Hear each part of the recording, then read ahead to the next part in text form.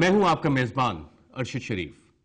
سال 2010 میں پاکستان میں 100 سے زائد ڈرون حملے ہوئے، جس میں تقریباً 2000 شہری اپنی جان سے ہاتھ دھو بیٹھے۔ ان ڈرون حملوں کی آخر قانونی حیثیت کیا ہے؟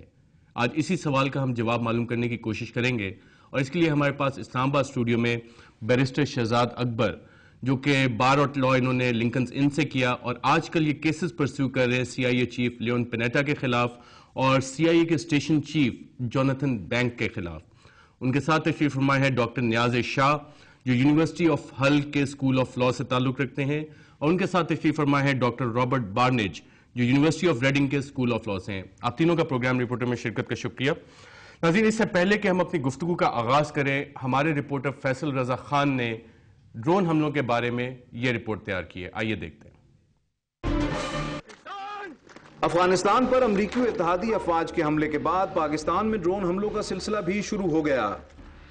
18 جون 2004 کو پاکستانی قبائلی ایجنسی جنوبی وزیرستان کے شہر وانا سے شروع ہونے والے ڈرون حملے آج بھی نہ صرف جاری ہیں بلکہ ان میں تیزی سے اضافہ ہو چکا ہے۔ رواں سال 29 ستمبر تک 183 ڈرون حملوں میں 2098 افراد براہ راست نشانہ بنے، جن میں سے 1861 ہلاک اور 537 زخمی ہوئے۔ ہلاک شدگان میں 1799 سویلین افراد اور 62 عسکریت پسند شامل تھے۔ دوسری جانب امریکی سی آئی اے کا دعویٰ ہے کہ ان ڈرون حملوں کا مقصد امریکہ دشمن قوتوں اور عسکریت پسندوں کے ٹھکانوں کو نشانہ بنانا ہے، عام شہریوں کو نہیں۔ حقیقت یہ ہے کہ جہاں تک اس اسلحے کے استعمال کا تعلق ہے، ہدف صرف امریکہ کے دشمن ہیں، اور ہم نے اس بات کو یقینی بنانے کی کوشش کی ہے کہ صرف ایسے ہی عناصر اور اہداف کا تعاقب کیا جائے۔ اقوام متحدہ کا موقف ہے کہ پاکستانی علاقوں میں امریکی ڈرون حملے انسانی حقوق کی سنگین پامالی ہیں۔ ڈرون ایک ایسے فریم ورک کے تحت کام کر رہے ہیں جو عالمی انسانی حقوق کے قوانین کی صریحاً خلاف ورزی ہے۔ International humanitarian law and international human rights law. ماہرین بین الاقوامی قانون کا کہنا ہے کہ امریکہ کی جانب سے ڈرون حملے بغیر کسی قانون اور فریم ورک کی عدم موجودگی میں ہو رہے ہیں، جن کا عالمی قوانین کے تحت کوئی جواز نہیں۔ فریم ورک ہونا چاہیے جس کی بنیاد پر کوئی بھی شخص اس کو پڑھ کے طے کر سکے کہ ہاں اگر اس دفعہ اس واقعے میں ڈرون کا استعمال ہوا تو اس کی کوئی بنیاد تھی، اور اس بنیاد کو آپ ایسرٹین کر سکیں۔ اس وقت تو نہ کوئی قانون ہے، نہ کوئی فریم ورک ہے۔ امریکی نمائندہ خصوصی رچرڈ ہالبروک نے اپنے حالیہ دورہ پاکستان کے موقع پر واضح کیا تھا کہ ڈرون حملوں پر پاکستانی حکومت اور فوج کو مکمل اعتماد میں لیا گیا ہے، جبکہ دفتر خارجہ کا کہنا ہے کہ امریکہ قریبی اتحادی ہے اور ڈرون حملوں کا مسئلہ دو طرفہ سطح پر حل کر لیا جائے گا۔ امریکہ ہمارا حلیف ہے اس کوششوں میں، اور ہم چاہیں گے کہ اس مسئلے کو بائیلیٹرلی ریزالو کریں، اور امریکہ نے ہمیں کئی بار اپنی جو ہماری بات چیت ہوتی رہی اس میں ہم نے ڈرون ٹیکنالوجی کی شیئرنگ کی بات بھی کی کہ ہمیں آپ ڈرون ٹیکنالوجی دے دیجئے تاکہ جو ہماری ساورنٹی کی وائلیشن ہوتی ہے اس سے کم از کم بچا جائے۔ صرف ماہ ستمبر کے دوران 23 سے زائد ڈرون حملے ہوئے، جن میں سے 97% شمالی وزیرستان میں کیے گئے۔ اپوزیشن رہنماؤں کا موقف ہے کہ حکومتی مرضی کے بغیر ڈرون حملے ناممکن ہیں۔ حکومت نے نہ صرف ان حملوں کی اجازت دی بلکہ سہولیات بھی فراہم کی۔ ہمارے اجازت کے بغیر، ہماری کنکرنس کے بغیر تو یہ ہو نہیں سکتا۔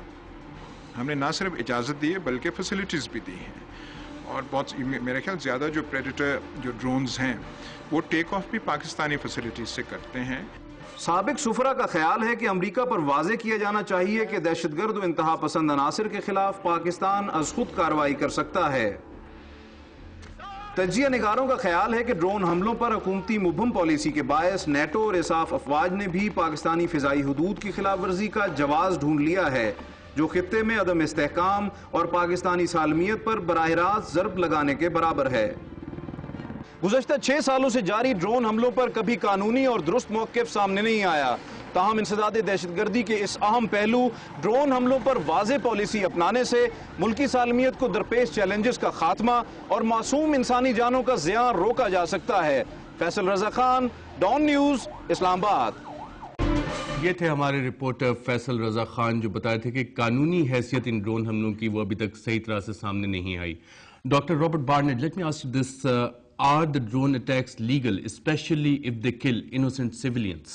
Well, in a situation of armed conflict, which is the situation that currently exists in northwest Pakistan, the law of international humanitarian law applies, and two key principles that must be complied with in each single one of these drone attacks are the principles of distinction and proportionality. Distinguishing between military objectives and civilian objects, that's distinction, and proportionality is ensuring that each attack does not cause risk to civilian life that would be excessive in relation to the concrete and direct military advantage anticipated. So simply... Dr. Robert Barnett, if we look at the statistics, only a few Al-Qaeda or Taliban militants have been killed, whereas thousands of civilians have been killed. Does that form in the proportionality principle of the law which you are talking about? Yes, it would factor into the proportionality calculus of each in one's determination of the legality or otherwise of each of these attacks. However, determining whether an attack is or is not proportionate in the law of international armed conflict is not something that is a simple numbers game. And unfortunately, the law does not provide a great degree of clarity. It depends on quantifying in law the risk to civilian life and then what is excessive in relation to the direct and concrete military advantage anticipated. So it would depend upon how important, from a strategic point of view, the individual of Al-Qaeda or the other militant that have been killed versus the civilians. And unfortunately, international law is not particularly clear in this area other than to speak very vaguely of proportionality or what a report to the ICTY prosecutor would say a reasonable military commander, what would a reasonable military commander would have done in the situation as far as the targeting goes. Doctor Niaz Isha, آپ نے doctor Robert بارنیج کو سنا, انہوں نے دو باتیں کی کہ ایک ڈسٹنکشن ہونی چاہیے ملٹری ٹارگٹس میں اور جو طاقت کا استعمال ہے اس میں کتنی طاقت استعمال کرنی ہے کن کے خلاف, اس کا ذکر کیا, لیکن ساتھ یہ بھی کہا کہ انٹرنیشنل لا اس پہ ویگ ہے کافی. کیا صورتحال ایسی ہے, اگر انٹرنیشنل لا ویگ ہے تو یہ ڈسٹنکشن آف ملٹری ٹارگٹس اور پروپورشنالٹی کا فیصلہ کون کرے گا؟ ہاں, سب سے پہلے تو یہ بات ہے کہ کون سی قانون کے تحت ہم یہ بات کرتے ہیں کہ ڈرون اٹیکس قانونی ہے یا نہیں. ڈرون اٹیکس کی قانونی حیثیت تو اقوام متحدہ کی چارٹر کے جو تحت ہے اس کا اندازہ لگایا جا سکتا ہے کہ آیا امریکی حکومت کو یہ اختیار ہے کہ وہ آئے یہاں پہ ڈرون اٹیکس کرے یا نہ کرے. پھر دوسری قانون جو ہے وہ انٹرنیشنل ہیومینیٹیرین لا ہے کہ آیا یہ ڈرون اٹیک کس طریقے سے کنڈکٹ کیے جا رہے ہیں, کیا انٹرنیشنل ہیومینیٹیرین لا کے رولز وائلیٹ ہو رہے ہیں یا نہیں ہیں. تو میرے خیال میں ڈاکٹر بارنیٹ جو بات کرے وہ انٹرنیشنل ہیومینیٹیرین لا کی بات کر رہے ہیں. سب سے پہلے بات یہ دیکھنی چاہیے کہ اقوام متحدہ کے چارٹر کے تحت یہ ڈرون اٹیکس قانونی ہے یا نہیں ہے. اگر وہ بات ہم کر لیں پھر ہم اس بات پہ جائیں گے کہ جناب اب یہ دیکھتے ہیں کہ کس طریقے سے اس کو کنڈکٹ کیا جا رہا ہے. بیرسٹر شہزاد, آپ نے بھی دونوں پروفیسرز کی باتیں سنی, ڈاکٹر نیاز شاہ کی بھی, ڈاکٹر رابرٹ بارنیج کی, اور رابرٹ بارنیج کہہ رہے ہیں کہ شاید اس کی اجازت ہے لیکن ڈسٹنکشن اور پروپورشنالٹی کا پرنسپل ہے. کیا ایسی ہی صورتحال ہے انٹرنیشنل لا میں؟ میں اسے ایگری نہیں کروں گا, کیونکہ دو چیزیں ہیں. سب سے پہلی بات تو ہے جو لیگیلٹی ہے اس کے اوپر بہت زیادہ کوئی یہ نہیں ہے کانفلکٹ پایا جاتا ہے. ایک سے یا دو ہی کر لیں لوگ ہوں گے انٹرنیشنل لا جورسٹ جو سمجھتے ہوں گے یہ لیگل ہے. زیادہ تر کا خیال یہ ہے کہ یہ انلیگل ہیں ڈرون اٹیکس. اس میں چھوٹی سی ایک ایگزامپل دیتا ہوں. رمزے کلارک سابق اٹارنی جنرل ہیں یو ایس کے, پریزیڈنٹ لنڈن جانسن کے ساتھ وہ رہے ہیں اور وہ ڈیموکریٹ بھی ہیں. وہ تو اس سے ڈرون اٹیکس پاکستان کے اوپر صبح سے لے کے شام تک یہ کہتے رہتے ہیں کہ یہ اسیسینیشنز ہیں, یہ انلیگل ہیں, ایکسٹرا جوڈیشل کلنگ ہے. U N rapporteur on extra judicial killing 2004 میں جب پہلا ڈماڈولا کا حملہ ہوا تھا اس وقت اس کو ڈکلیئر کر چکے ہیں یہ انلیگل ہیں. تو ابھی ہمیں اتنی اس بحث میں جانے کی اس کی لیگیلٹی کی تو آپ ایک طرف کرتے ہیں. جہاں تک پروپیشنلٹی کی بات ہے, میرے سامنے کچھ فگرز ہیں, میں آپ کو پچھلے 10 ڈرون اٹیکس بتا دیتا ہوں. پروپیشنلٹی یہ ہے کہ آپ پریسائز ٹارگٹ کو ہٹ کریں, کہ میں ارشد صاحب کو مارنا چاہتا ہوں تو میں آپ کو ہٹ کروں. یہ 14 دسمبر کا حملہ ہے, 4 لوگ مرے ہیں, کون؟ انکلیئر. 10 دسمبر 4 لوگ دوبارہ, تو کون ٹارگٹ تھا؟ انکلیئر. کون مرے ہیں؟ انکلیئر. یہ بھی نہیں کہا گیا کہ لوکل طالبان ہیں. 6 دسمبر کا واقعہ ہے, 2 لوگ مارے گئے ہیں, ٹارگٹ کون تھا؟ انکلیئر. ایک دکان کے اوپر حملہ ہوا تھا. اس کے بعد 28 नवंबर का वाकया है, 4 लोग मारे गए हैं, टारगेट अनक्लियर। उससे बाद 26 नवंबर का टोटल कितने तालिबान या अलकायदा मिलिटेंट्स मारे गए होंगे? 100 के करीब होंगे? नहीं, हरगिज़ नहीं, 100 से भी कम। हाई वैल्यू टारगेट्स जो हैं वो तो 31 मारे गए हैं अभी तक। और सिविलियंस कितने मारे गए हैं? सिविलियंस 2000 के करीब। 2000 के करीब।